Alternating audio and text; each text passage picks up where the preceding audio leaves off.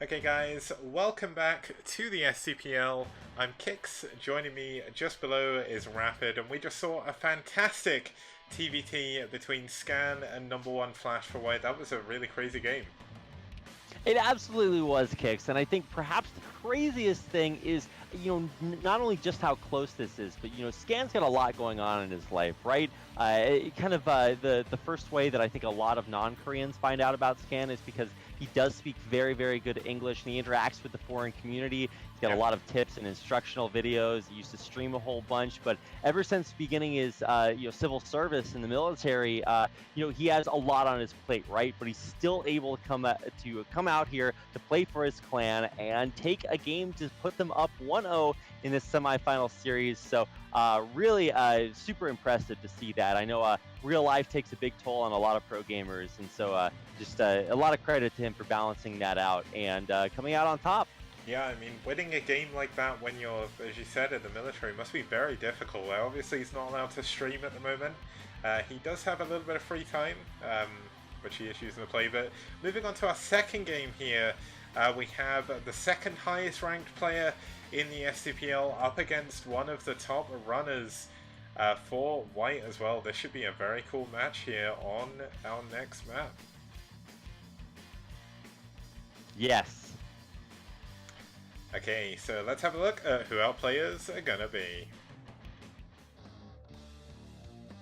Okay, so for SouL, on the left-hand side of your screen, you do have Dandy. Now, Dandy, a very strong Peruvian, the strongest South American on SouL Gaming. Been a member of their roster since the beginning, but in the SDPL, he's appeared in pretty much every single one of their games. He is certainly a strong piece in the puzzle, really, for SouL Gaming's victories. Oh yeah, absolutely. I mean, it doesn't get much better than Dandy at this point. He is just a monster. No matter how you look at it, he is one of the strongest non-Korean pro gamers or non-Korean just players right now for StarCraft Remastered. Very, very strong performance, and he doesn't have a flawless record, but neither does Ho. And I still don't know exactly what to expect from Ho, except that he has been one of the linchpins of White in their victories so far this season. So definitely cannot count this guy out. Yeah, he's done both of them have done very well against their respective races. We see Dandy 3-0 against Zerg, so he is a TBZ monster, and Ho 2-1 against some very strong Terrans as well. Now, one interesting bit of little factoid you may not know about Dandy is he is the only South American on SouL that actually can play from his house, because he's got pretty good internet. Him and Terra have the monopoly on the internet in Peru, so they should share with the rest of the country, because they could definitely use some help. Yeah, they could. And let's actually have a look at our map that these two Titans are going to be facing off on. It's going to be Neo Electric Circuit. Now, Neo Electric Circuit, a very fun map, one of my favorites. TBC is currently 5-2 in favor of Terran, which will look pretty good for Dandy here. But as we've seen, map stats really are only the sort of opening piece of the puzzle, I guess, when it comes to how well these players are going to do. Dandy, a very strong TVZer, Ho, a very strong ZBTer. Let's see how they do as they clash off against each other here on Neo Electric Circuit. It's SouL versus White, Game 2, Dandy versus Ho.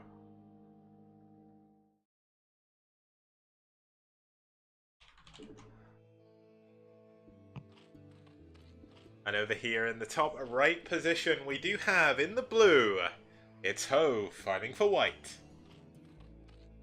That's right, and playing for SouL in the upper left-hand corner in the teal is our Terran player, Dandy.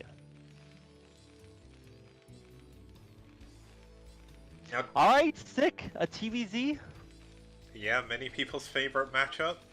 Should be kind of cool. Obviously, there could have been a few latency issues in this game. It is going to be Peru versus Korea. So obviously, people who don't really know how the internet functions too well, Peru is possibly the furthest place you could get from Korea in terms of internet. So, kind of crazy. Looks like they're having a little bit of discussion. Exactly how they would play this in Turner 824, but I certainly hope that that is possible. Obviously, playing. I was just gonna say, as I said, Dandy's stolen the entire internet of Peru, so he is basically Dandy is Goku, and they are sharing his energy with him for his spirit latency. That's what we've got going on here. Except instead of spirit energy, it's internet. Well, I said spirit latency, but yeah. Ah, spirit latency. Okay, yeah.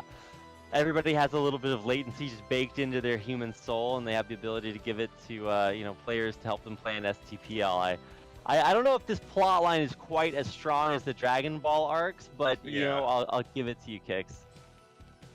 Yeah, I mean, Dandy, of course, didn't win the last Tournament of Power. I think Terra actually took Dandy down in the TVP, which is kind of crazy.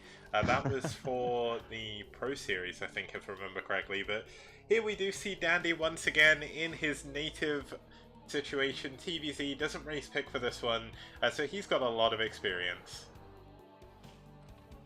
He absolutely does. The biggest thing for me to watch out for here is not necessarily the experience or the pedigree, but just kind of the style that either player wants to play. One of the reasons that TVZ is so iconic when it comes to StarCraft Brood War is just because there are both very aggressive and defensive stances that really allow players to express themselves in a lot of different ways. So, for instance, for Zerg players, there are a lot of aggressive moves. You can go for things like big Hydra moves. That's where you want to go. You can go for huge Zergling all-ins, and I've seen so many ZVTs end that way. Yeah. But on the other side, there's always that two-fag chance.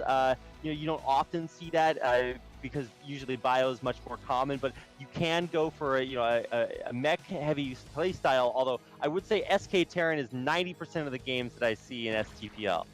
Yeah, SK Terran obviously very, very popular. Mech does mean you're playing from a slight disadvantage. Yeah. Obviously there is a new build that's... I mean, it's not really a new build, it was around in 2009, Uve did develop it, but Flash obviously bringing it to the forefront once again, the 1-1-1, that does give you the option of opening with a mech opening where you're not so far behind. And it does really keep the Zerg honest, but I think Dandy, just based on all the games we've seen of him, is probably going to go into bio here. Right, I would expect to see that too. It doesn't necessarily have to be the +1 5 racks that is so aggressive. You can still just go a little bit more modest and heavier on the economy. And while I don't think we're going to see super heavy economy on either side, it should be at least a decent amount of pressure coming on here. This is going to be an opener that isn't massively one-sided on one or the other.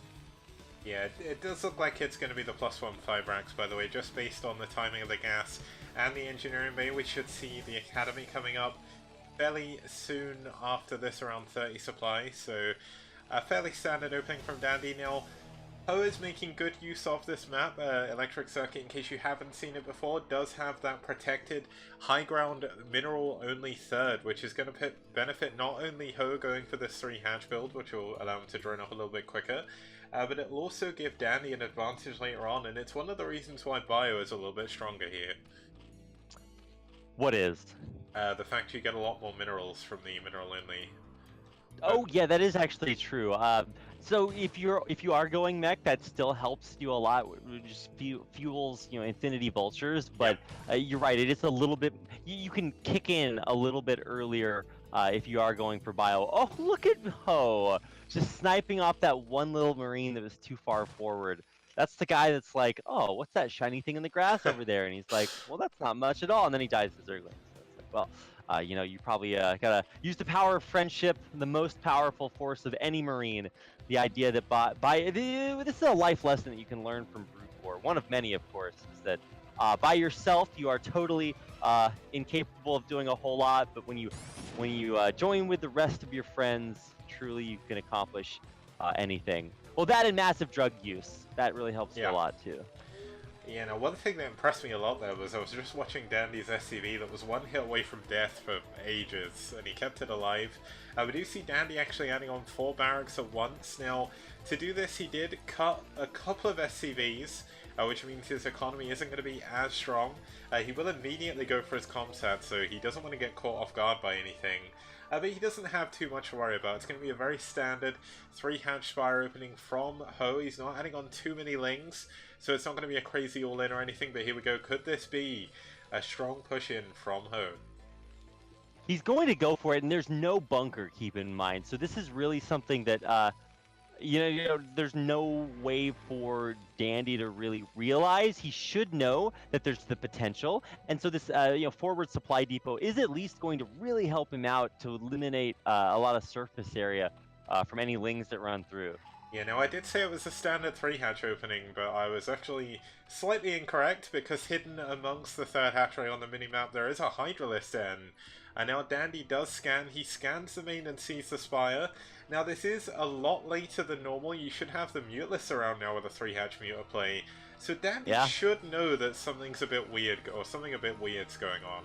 But how is he going to react to it? He kind of figured that out a while ago, right? Because you should be seeing, or at least attempting, big turret rings if you know that it's Mutas coming your way. So obviously he knows a little bit better than we do. And he just scanned the lurkers, so it's just a big money scan right there for Dandy. Yeah, now, funnily enough, Ho doesn't actually have any Sunkens yet. He's going to morph them immediately. But Dandy has a window of opportunity here. Now, obviously it's not going to be the easiest place to push in. We see him stimming to try and get as close to the base as possible before the lurkers hatch. But they're not going to get there in time, unfortunately, but it is going to give him the ability to put on this little bit of pressure. Yeah, I don't actually like stimming across the map. Obviously, sometimes it is the right choice. Oh my god, he doesn't kill a lurker, but he heavily damages a couple of them. One's actually about 9 HP. So the lurkers finish just barely in time, and at this point as the bio, you probably want to run across and try to kill the side disruptor just for a backdoor, because hovering right now, just standing perfectly still, is not going to do anything for you. Yeah, and it's also going to be a detriment. Here we go, Dandy pulling back at just the right moment. Obviously he does need to keep an eye on the lurkers. Oh, that's a nice pick off on the front one there. Very difficult. Yeah, he's just going to go back and forth. Dandy! I don't know what the latency is. If it is TR24, you can really see that, because every time Ho tries to move forward with his lurkers, Dandy's just right there picking off one by one.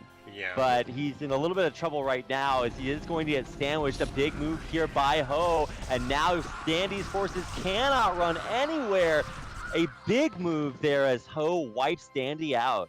Yeah, and this is going to be a big problem. Obviously, Dandy building 5 racks worth of Medic Marine every single build cycle, but this is a lot of Lings, a lot of lurkers coming in from Ho. Now Ho only now deciding to take his fourth base, which will be his 3rd gas, and he's already going up to Hive. Now Dandy is on a bit of a ticking clock. His tech is a lot later. He's only now going into his starports, doesn't have that 3rd base yet. He's actually going to opt to try and take the gas first of all, skipping the middle only entirely.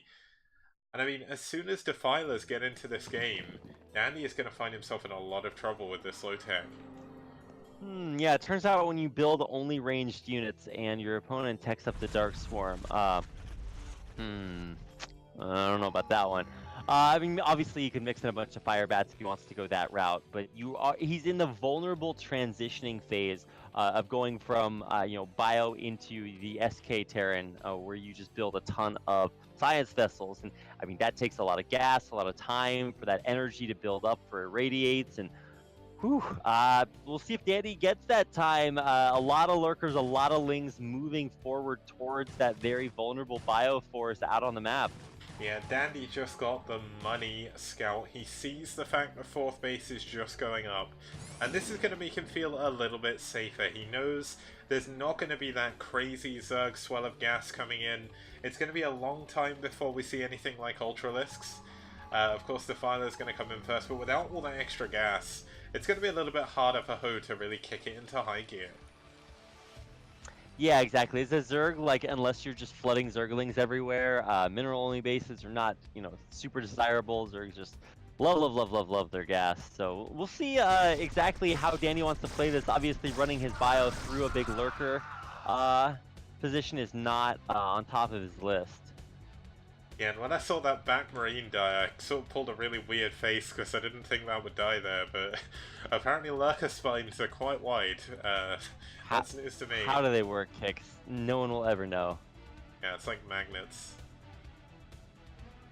Your lurker spines are like magnets. Yeah, man, they sure are. You just don't know how they work, you know?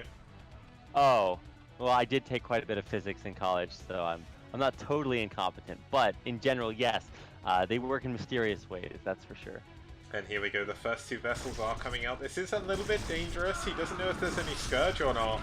But here we go, looks like he's going to try and push in. He's doing a really good job microing his bio. So I think his latency is actually turn rate 24. But there we go, the first vessel does go down. Yeah, a little bit awkward there, not microing the vessel, but his actual control, when he does come through, is very, very good. And actually, the lurker's being forced to kind of pull back as Ho realizes that Dandy is more than willing to actually press him on this issue. And good thing that he does withdraw, because he does have two very vulnerable bases in the bottom left-hand corner of the map, or bottom right-hand corner of the map, to return to protect. Yeah, we can see that Ho is doing a really good job just patrolling units all over the place, keeping an eye on drops. Obviously, drops are going to be the one thing that can really help Dandy here. Ho doesn't want to lose to anything silly. He's even got a lurker back here on his Minerali base, so that's logically the closest place for Dandy to attack into. But Dandy could be overextending a little bit. Now, the one thing that all this aggression from Dandy is doing is it's kept his third base from being scouted. Ho hasn't even checked over there just yet. And there we go, now we're going to start to see some irradiates. Oh yeah, and this is where SK Terran really just starts to kick in. Moving forward, taking out those lurkers, but you do still have to pay attention to where your bio is. All it takes is one Dark Storm with some wings under it, and it just evaporates, or maybe some hold position lurkers that your science vessels don't see. Ooh, so many scary ways to just absolutely lose everything. If you want to watch that happen, just go watch Artosis' stream. I've never seen more bio die more quickly. It's like that sense that Obi-Wan Kenobi senses when Alderaan explodes. That's about how sudden it is. Yeah, and I mean, if you haven't seen it already, guys, there is a funny video that Unoriginal Username made and posted on Reddit. It's about how much Artosis loves the game, and it's, it's really good. It's just called Artosis Loves StarCraft. Yeah. One of the funniest videos I've seen in a very long time. But a lot of it is just watching huge clumps of Marines die. It's actually a little bit tragic, but yeah. all I'm trying to say is that Dandy does still need to be very careful, but he has done one of the most difficult facets of TVZ, and that is to expand to a third base. But no way! Look at that plague! Oh, that's a huge plague. Holy cow!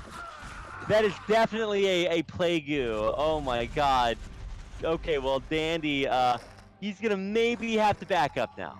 Oh, here we go. Dandy's trying to push in. He's going to find some Scourge. The Scourge, I believe, have been set up to do the thing that Firebat Hero discovered, where they sort of shift-right clicked on two locations. So they're going to zoom out very, very quickly. So Dandy does have to be careful here now. We did see an Ultraless Cavern coming up in the bottom right-hand corner. So Dandy, with 2-2 upgrades, is going to have to do a little bit of damage soon. I mean, he's been putting on a lot of pressure, but not really achieved too much with it, and that's a huge amount of Scourge going down on those vessels.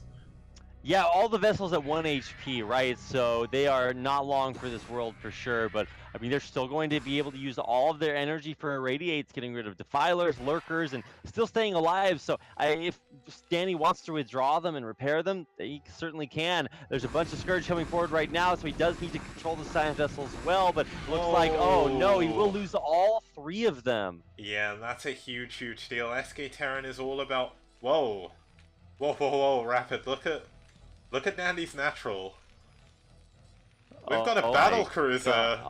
But this is way ahead of schedule for battle cruisers. Yeah. So, just to give you guys some context, modern day TVZ does incorporate battle cruisers a little bit later on. It's just a high threat unit that causes Zergs to have to think about things a little bit better. It takes like 7 Scourge to kill 1 battle cruiser and like 9 or 10 to kill 2. So obviously, it's just not super easy for them to deal with them, and especially when you're committing all of your Scourge to limiting the science vessel count.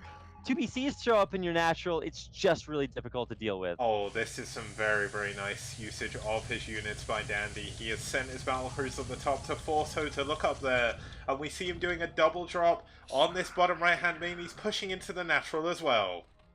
Oh, watch out for that Oh, plague. It plague. only hits a few of the Marines, and obviously Dark Swarm is the real high commodity. But look at all these Zerglings streaming through the Nidus. Honestly, I would have expected him to try to drop on the Nidus, or you know, maybe behind the minerals there. But this is actually much easier for him to clear Oh, up. no. The Dark Swarm, of course, helping a whole lot. Oh no, he's gonna lose a BC to a Spore. Oh, pull the BC away! Not like this.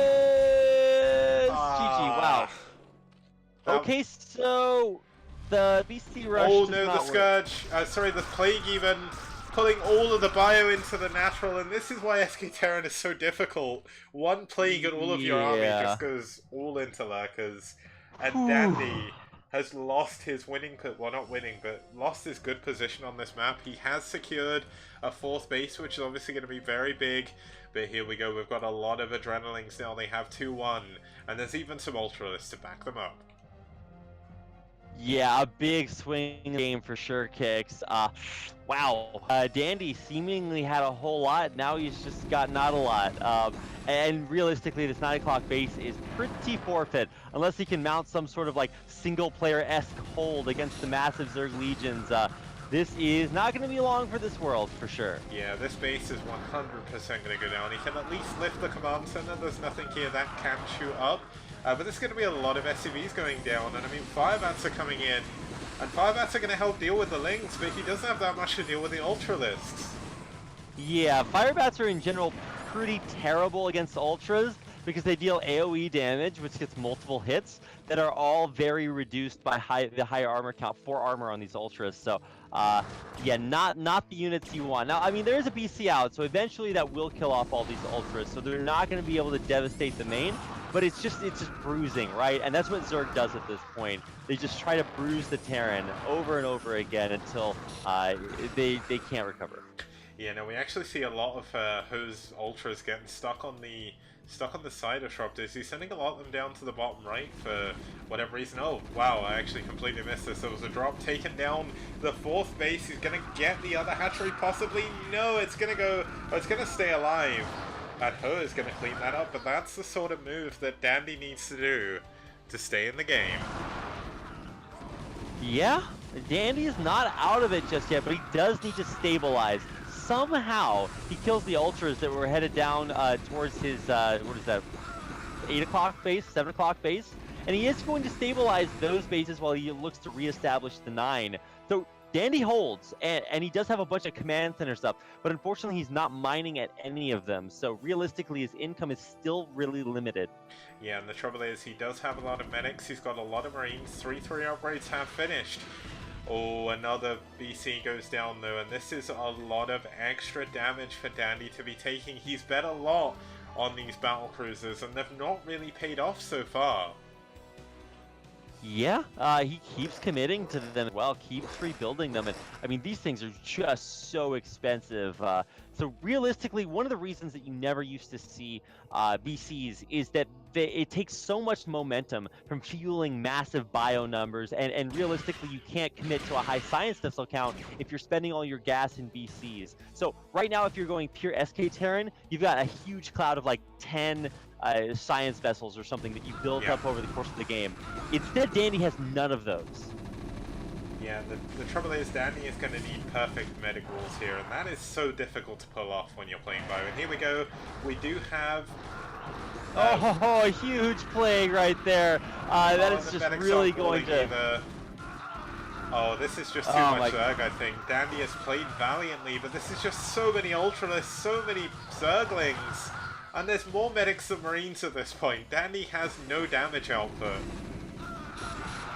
Dandy, he didn't have all of his army hotkeyed at that point, so a lot of it was just kind of standing still during all of that. And so once again, Dandy does hold, but at what cost, right? He's going to lose his 9 o'clock once again. He's also going to have his army plagued again here very, very shortly when that Defiler realizes that it can run up and kill everything. But, you know, Dandy keeps holding on. At what cost? Less and less each time. Yeah, now these Ultras going to do so much. There's actually a medic down here. They all got pulled up to the main army. And it looks like the bottom left has been broken as well. The left base is gone. Dandy's almost mined out in his natural. He's mined out in his main. All he's got mining at the moment is that mineral only. Of course, he did take it very, very late, and all Bio really needs is going to be minerals. But I mean, he's lost his medics over and over again. He's got nothing here healing. Yeah, I think realistically we should be seeing maybe GG coming out here pretty soon. Now, granted, it's only Lings, and so, you know, the 3-3 bio is pretty darn good. Yeah. As is any 3-3 Terran unit. But finally, we're starting to see kind of this chipping away really take a toll on Dandy's economy. Yeah, Dandy's barely mining at this point. I mean, the Irradiate's going to do a pretty good job. It's going to help take it down, but there we go, a huge plague. And Dandy forced to run away all the while the Zerglings are hitting everything. And look at how many ultras this is. Many ultras, indeed. Yeah. Lots, in fact. I mentioned the way that trolls count in Terry Pratchett's Discworld series. It's one too many lots. And this is lots. Lots of ultras. Yeah, there's almost more ultras than Marines at this point. This is just absolutely There's more ultras insane. than SCVs, that's for sure. And the link run by on the into the natural is also going to cut off these reinforcements from Dandy. So, I mean, one little battle cruiser that could is not going to be enough, and that's going to do it. GG, Dandy taps out, and one of the strongest players in STPL falls at the hands of Ho to tie the series up at 1-1. Yep, and what a great second game as well. With like one thing that I will say about the semi-finals so far is we have been blessed with incredibly good games. Like the semi-final A was great, semi-final B has been brilliant so far as well. And we're going to find out if it continues to be brilliant after this break. See you guys very soon.